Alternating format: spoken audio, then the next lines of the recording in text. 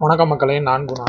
கோவை சூலூர்கிட்ட அந்த சிறுமியை வந்துட்டு கொடூரமாக இது பண்ணி கொண்ட அந்த கார்த்தின்ற மிருகத்தை பார்த்தீங்கன்னா கோவை சிறையிலே அடைச்சிருக்காங்க.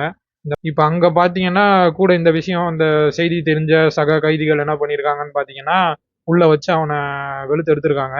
வெளுத்தெடுத்தது மட்டும் பத்தாது, இன்னும் என்ன பண்ண முடியுமோ என்னை கேட்டிங்கன்னா இவனுங்கெல்லாம் வந்துட்டு உயிரோடையே விடக்கூடாது. அரசாங்கம் சட்டம் வந்துட்டு அடுத்து இந்த மாதிரி ஒரு விஷயம் நடக்கக்கூடாது, ஒரு குழந்தைக்கு இப்படி நடக்கக்கூடாது, ஒரு பெண்ணுக்கு இப்படி நடக்கக்கூடாதுன்னா, இப்ப இந்த மாரி பண்ணவனுங்கள வந்துட்டு இருக்கிறதுலே உச்சபட்ச தண்டனை குடுத்து தண்டிக்கிறது வந்துட்டு இவனுங்க செய்த செயலுக்கான தண்டனையா மட்டும் இல்லாம, அடுத்து இந்த மாரி எவனாவது ஒருத்தன் செய்யணும்னு நெனச்சா கூட இது அவனுக்கு ஞாபகம் வரணும். இந்த மாரி தொட்டோம்னா நம்மள தூக்கிருவானுங்க. அதனால ஒழுக்கமா இருந்துக்கணுன்ற அந்த பயம் வர்ற மாரி இந்த அரசாங்கம் வந்துட்டு பாத்தீங்கன்னா ஒண்ணு செய்யணும்.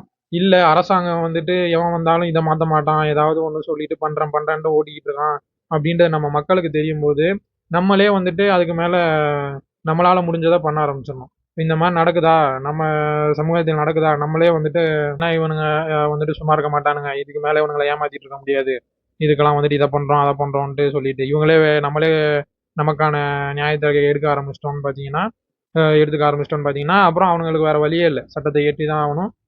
அந்த மாரி இங்க ஒருத்தர் தனிச்சு நிக்கும்போது தான் பார்த்தீங்கன்னா, அ ஈஸியா தாக்கி அழிக்கிறது, முடிக்கிறது, பேச விடாம பண்றதெல்லாம் பண்ணுவான்.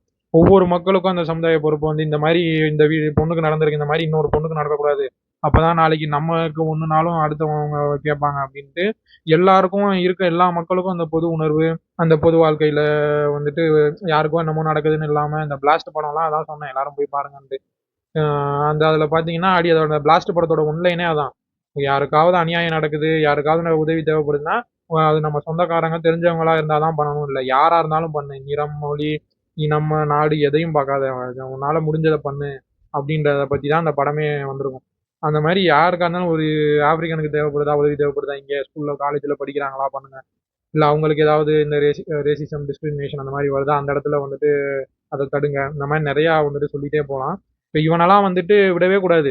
இப்ப அரசாங்கம் தூக்கு தண்டனை, மரண தண்டனை குடுக்கலனாலும், இந்த மாரி 10 கைதி, 20 கைதி சேர்ந்து அடிச்சு இவனெல்லாம் சாவடிச்சாங்கன்னா வந்துட்டு, தனிப்பட்ட ஆள் பண்ணாதான் வந்துட்டு அதுக்கு வழக்கு அது இதுன்ட்டு நெறையா போகும். இதுக்கும் வழக்கு இருக்கும். ஆனா அந்த அளவுக்கு கடுமையான ஒரு இதா இருக்காது. ஏன்னா மக்களுக்கே தெரியும். இந்த மாரி இருக்கும்போது, எக்ஸ்ட்ரீமான ஒரு தப்புக்கு எக்ஸ்ட்ரீமான ஒரு தண்டனை தான் சரியா இருக்கும். அத வந்துட்டு மக்களும் புரிஞ்சுக்கணும், அரசும் புரிஞ்சுக்கணும்.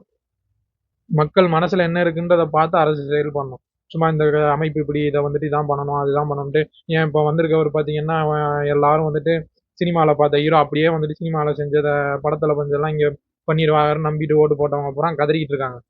உனக்கு நம்பி தானே ஓட்டு போட்டோம். என்ன இப்படி இத பண்ணுன்ட்டு கேட்டுட்டு இருக்காங்க. பாப்போம் என்ன நடக்குதுன்ட்டு. இந்த அரசு ஒழுங்கா நம்மளுக்கு வந்துட்டு தேவையான நீதிய, நியாயத்த பெற்றுக் குடுக்கணும்னா, நமக்கான நீதி நியாயத்த பெறுறது நம்ம கடமை. அத புரிஞ்சுக்கங்க. இப்ப இந்த 20 கைதி, 30 கைதி சேர்ந்து அடிச்சே இவன கொன்றிருந்தாலும் வந்துட்டு, அது நல்ல விஷயம். எல்லாரும் பாராட்டக்கூடியது. சட்டம் இந்த இதெல்லாம் வந்துட்டு இந்த ஒழுங்குலாம் பார்த்தீங்கன்னா, ஒழுங்கா இருக்கிற வரைய நம்ம அதுல பாதிக்கப்படாத வரைய தான் எல்லா இதுவும். இந்த நியாயம், தர்மம்லாம்.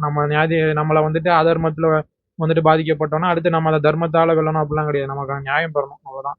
சரி மக்களே, இத குறித்த உங்க கருத்துக்கள வந்துட்டு கருத்து பெட்டியில பதிவிடுங்க. மற்றொரு காணொளில சந்திப்போம். நன்றி, வணக்கம். வாழ்க தமிழ்.